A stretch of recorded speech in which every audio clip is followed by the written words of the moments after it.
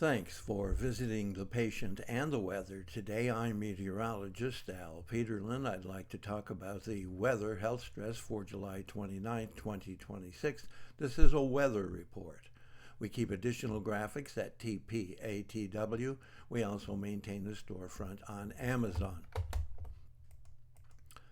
Looking at the surface map for Wednesday, high pressure dominating most of the country, but there is a frontal system stretching all the way from Denver, across Arkansas, and then across central Mississippi, Alabama, Georgia, and then swinging off the coast all the way back up toward Boston.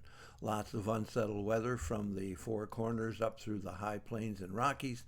Lots of unsettled weather with that low off Boston across New England, and then of course showers and thunder showers down the south, which is cooking, including Florida.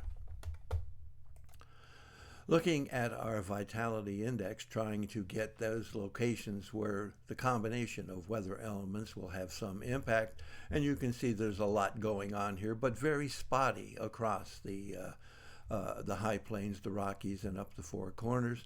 More significant areas across the heartland in the middle Mississippi Valley, all the way up toward the middle Atlantic states and across the south. Very intense little area across the Missouri Boot Heel, western Tennessee, and western Kentucky. Looking at change in pressure, there's a little bit of rising pressure across the middle Atlantic states, the Ohio Valley, up to the upstate New York area, especially across Illinois, Indiana, Ohio, Pennsylvania, West Virginia, but really intense here across Ohio into West Virginia. Temperature change. We're hot really almost everywhere, and we'll have some cooling with the cloud cover, but notice that we do have some heat really building here across Arizona, New Mexico.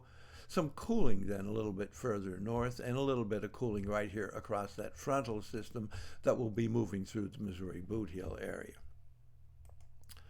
The changes in dew point temperature also not really overriding, although there's a little bit of moisture moving up here into the northern Rockies, and that shows up pretty good in vapor pressure with increased vapor pressure in the northern plains, the Dakotas to Montana. Note that we do have falling vapor pressure behind that frontal thrust, where we still have some increasing vapor pressure on the south side of the front.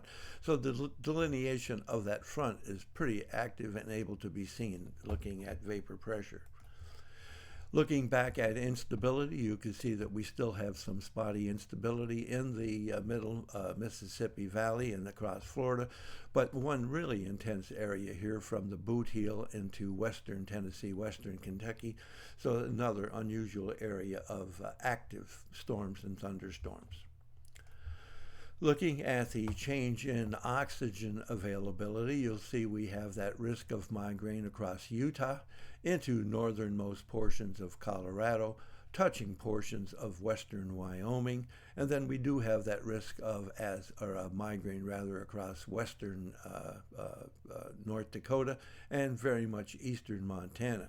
The biggest swath of migraine risk from Kansas and Oklahoma, across Missouri and Arkansas, and then all across the south and all the way across the Tennessee and Ohio valleys to the Appalachians, and then up to really Buffalo, New York. And then swinging into New England, we pick up a risk of migraine across Massachusetts, New Hampshire, and Vermont. Looking at the risk of asthma and arthritis, we have some risk of that going on in Arizona, northern New Mexico, and then again across northern Minnesota, northern Wisconsin into the Michigan Upper Peninsula. Thanks for visiting the patient and the weather. Comments are appreciated, and if you hurt, tell us where you're located.